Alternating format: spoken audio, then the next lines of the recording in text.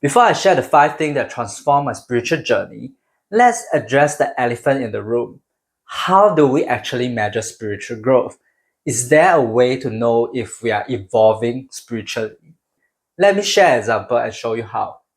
So I used to have very low self-esteem. Whenever I went to social gathering or networking events, I often felt left out.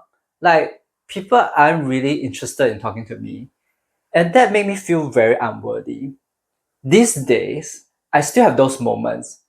My mind might still tell me that people are interested in me, they don't like me, or they find me boring or intimidating.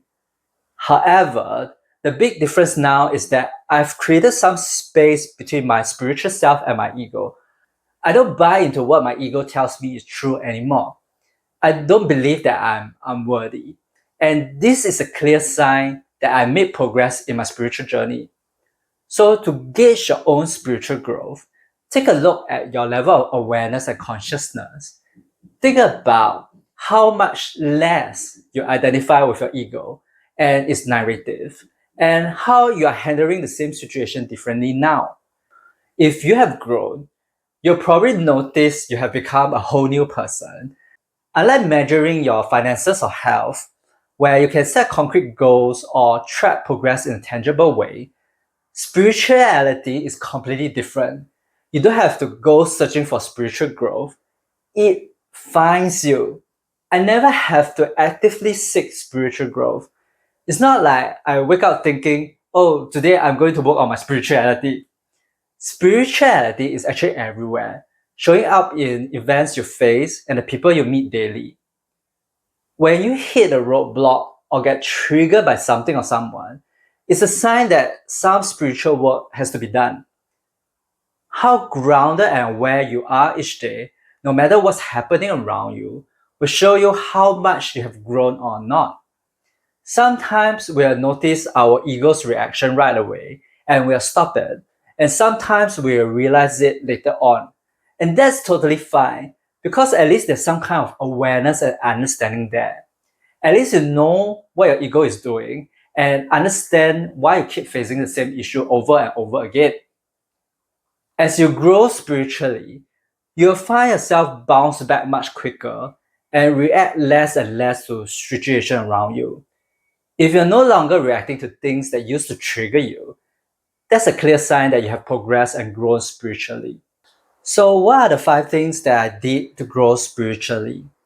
The first thing I want to share is something I went through as a kid, but did not understand the profound spiritual wisdom at the time. This thing is important because it will determine whether your spiritual journey will be a smooth sailing one or full of ups and downs. So I used to have epilepsy when I was little. I remember one morning I had a seizure. My limbs were shaking uncontrollably. I had saliva coming out of my mouth. I was semi-conscious, but I was aware of what was happening to my body. The only problem is I could not control my body. I tried to call for help, like, Mom, Dad, help me. But no words could come out from my mouth. Inside, I was panicking and I was really terrified. Then something remarkable happened. I decided not to call for help and just waited for it to pass. Deep down, I knew it would eventually stop. So I stopped pushing so hard against it. And in that moment, I felt peace. My limbs were still like this shaking. I had no control, but yet I was completely at peace. I'm sharing this personal story with you because I want to show you the difference between resisting and accepting.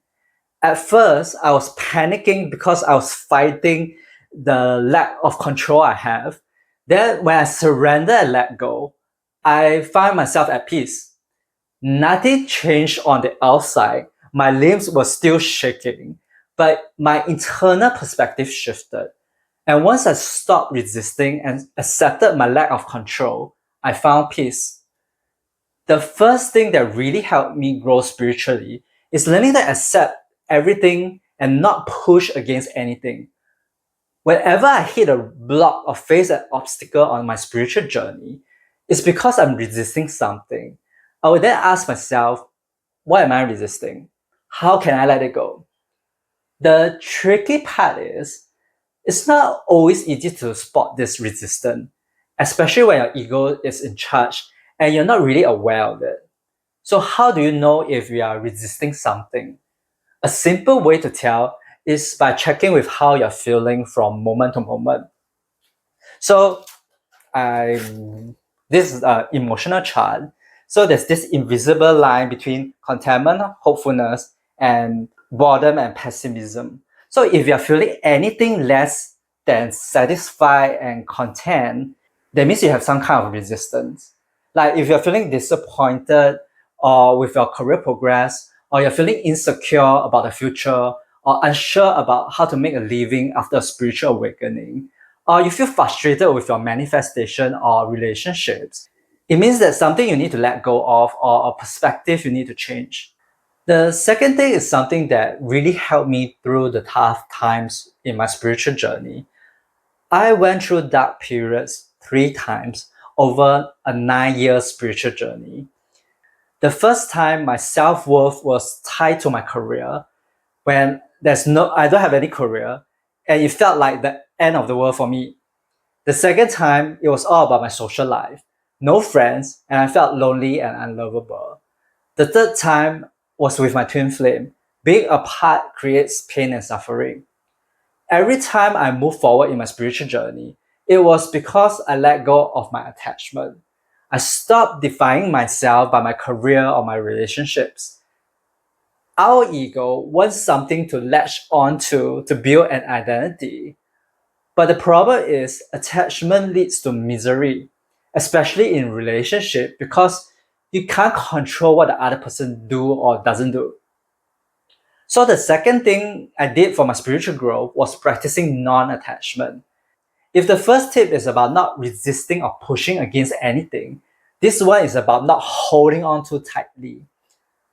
By non-attachment, I don't mean detachment or apathy. It doesn't mean that you can't have loving relationships, money, success, or physical comfort, and that you have to give up all of your tangible stuff, all of your desire to be happy. It's about not being too attached to any of them. The main thing you want to detach from is how much you identify with things and people. Our ego loves linking our sense of self to how much money we made, how successful we are, or even things like how much we help others or how much we grow spiritually. We feel upset or unhappy when we lose something we're attached to. If you want to experience ego death, just attach to things, because every time a relationship fails, a business idea flops, or your body ages, you will feel a little death inside. Your ego can't identify with what's missing or broken anymore, and it feels super horrible. To master non attachment, ask yourself, how can I be happy with or without the thing or the person? How can I stay satisfied when the outcome I want hasn't happened or arrived yet? And when you do get what you want, ask yourself, how can I be non attached but yet still enjoy what is in front of me? We're kind of blending metaphysical spirituality, like the law of attraction and manifestation, with Buddhism and Taoism's teaching of letting go. And guess what? There are no conflict here. We can always aim for more while being happy with what we have right now. The real issue is when we are unhappy with the present moment and get impatient that our manifestation isn't coming fast enough. Non-attachment is an ongoing spiritual journey. There's always something new to let go of. Like in my case, career, friendship, and then the whole twin flame thing. And we often don't realize our attachment until we feel the pain of losing someone or something we rely on. The third thing I did really helped me connect with my soul purpose and accelerate my spiritual growth without much effort. If the first tip is about not pushing against anything, and the second tip is not about holding on too tightly, then the third is about not blocking your own inspiration. At some point on your spiritual journey, you have felt called to do something, go somewhere, or connect with someone. But your ego might resist, maybe out of fear or doubt, like, I don't think this makes sense. I'm not sure this works for me. How can I love this person when we don't even share the same interests? If you reject your own spiritual calling or you know what your soul wants, you end up struggling. You take a longer, harder path than necessary. So the third thing I did for my own spiritual growth is to just let go and just go with the flow. We all have free will when we come to this earth. If you want to go against your calling, you can, but it will just be a little bit more tedious, that's all. You see, there are things our soul has already chosen to experience before we even get here. But sometimes we are not conscious of them because we forget our purpose and they are not laid out logically or linearly for our mind to comprehend. So your ego might try to block it or deny it, but deep down inside, your heart and your soul know exactly what to do and why you're here. When you ignore your soul's calling, it creates a misalignment between your mind and your heart. And you have to choose whether to follow your mind or your heart. From my experience, following the heart is the happy path and the one with the least resistance.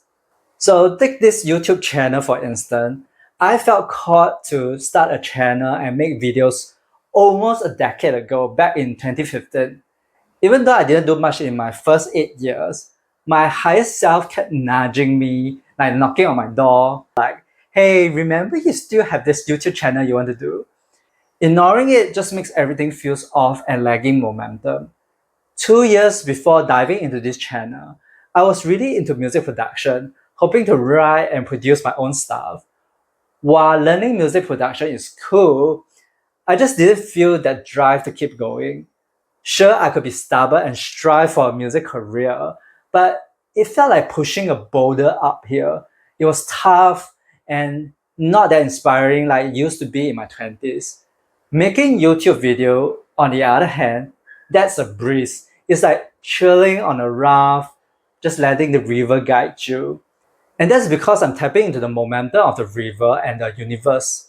Ideas and message for my video just flow to me naturally. When you're in tune with your soul, the universe has your back. It's like getting extra help. It's easy and effortless, like riding the wave, instead of fighting against the current or being all stubborn. To do this, you need to balance the masculine and feminine energy within you. The masculine energy guides you in a certain direction, it sets the direction, while the feminine energy surrenders and goes with the flow. It works beautifully if you get the energy dynamics. But if you're not in tune with your masculine energy, you might feel aimless and lacks purpose. And if your masculine energy is pulling you one way, but you're not in touch with or ignoring your feminine energy, you're not going with the flow and you'll feel off. It's like there's a tug of war, this push and pull happening inside you, and you end up feeling stuck and lacking momentum. The fourth thing helped me to feel at peace with uncertainty. Often on our spiritual journey, we can't always see the big picture or understand the purpose of our experiences. We don't see what the source or the universe sees. And when we can't see the result or grasp the purpose, we start doubting our intuition or the universe. Or we end up trying to figure it all out using our analytical mind. But when we overthink the situation or try to find the reasons behind it, we just complicate things and make the journey much harder than it needs to be. I could give you a couple of examples. The first one is about my twin flame. I don't know exactly why we have to be separated. I just listen to my intuition. And my intuition says no contact with him. So, okay, I trust my intuition. But whenever I doubt whether he's my twin flame or why my intuition told me to step back or why he moved to his country without a word or if I try to push for a connection, I would just end up feeling miserable. When I just accept and trust the universe has a better path and plan for all of this and stop trying to figure it all out in my mind, I feel more peaceful. The second example is this YouTube channel. The universe gives me this inspiration to create this channel, but it never tells me what topic to do or how to do it. And when I start overthinking things like coming out with the perfect title, what to say at the start, and which keyword to use, I get stuck in this analytical mode. I compensate for my fear of uncertainty by researching more and perfecting my videos. But this just slows down the momentum of my inspiration. So the fourth thing I did was to trust the process and stop obsessing over finding all the answers. Even something that seems negative, like going through a separation, can lead to major growth for your soul. We usually can't see it when we are right in the middle of a tough situation. And when we overthink it logically, we just get stuck because the answer aren't there in our minds. If you're looking for answers, try asking your intuition, the universe, spiritual guides, or angels instead. You'll probably have a better luck with them. The universe works in mysterious ways. It does things that our limited mind can't even begin to understand or possibly imagine. I have videos that start slow and they can suddenly stick off and get more views on YouTube. Honestly, I have no idea how this all works. It's just out of my hands. So I just focus on what I know and can control and just let the universe handle the rest and let it surprise me. I also learned to trust that everything we go through is for our highest good and just trust the process. The fifth thing really helps to calm my noisy mind and accept all types of people.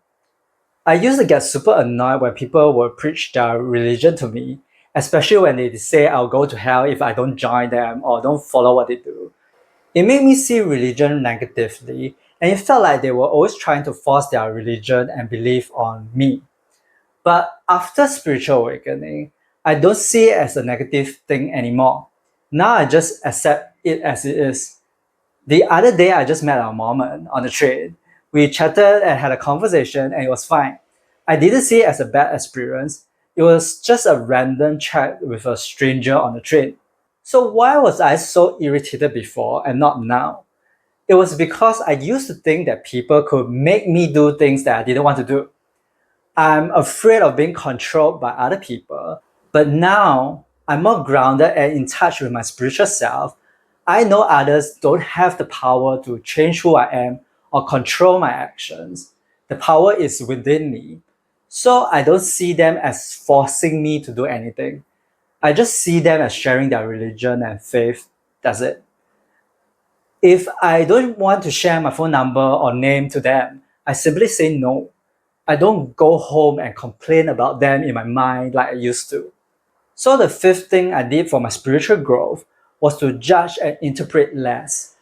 If you notice, a lot of these tips are about doing less, removing or unlearning things that we have been doing. That's because we are already on our soul's journey from the day we are born. We just don't realize it until we have a spiritual awakening. Many things we need to unlearn comes from our conditioning and are stored in our minds as beliefs. But why does our mind work this way? Well, it's all about efficiency. When you go through something and think it's bad, you store it in your mind. That way, if something similar pops up, you can avoid it. This is handy because it protects us from danger. Plus, it's efficient since you don't have to keep judging if every new event is good or bad. However, forming belief like this can lump everything together under the same umbrella. It doesn't let you discern moment by moment, situation by situation. For example, there are psychics and mediums who are scammers, but there are also those who are genuinely helpful and connected. There are spiritual teachers who are cult leaders, but there are also those with great insight that can help you. You can't put everyone under the same umbrella. Even if someone is a spiritual guru or good person, they can have moments where they are truly connected with the source and moments when they are not. And if you can't tell the difference from moment to moment and just blindly follow their teachings or your own pre existing belief about people, you might then run into problems or troubles, or you may miss out on the help that the universe is sending your way. So, how can you tell the difference? You need to tap into your intuition, and to do that, you have to avoid letting your thoughts and belief cloud your judgment. One thing I try to do less is to judge whether something is good or bad. Because once you label something as good or bad, you start gathering evidence of forming opinions and belief about it or the person involved.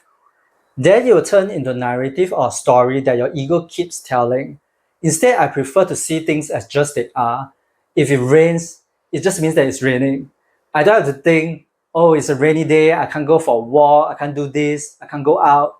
You get what I mean? It's not about creating a story around it. Instead, I rely on my gut and intuition to decide whether to move forward with something. If something doesn't vibe with my energy or resonate with my soul, then it's a no for me. It's not about them being bad people. If your mind is noisy and holding back your spiritual growth, here's a simple practice to quiet it down.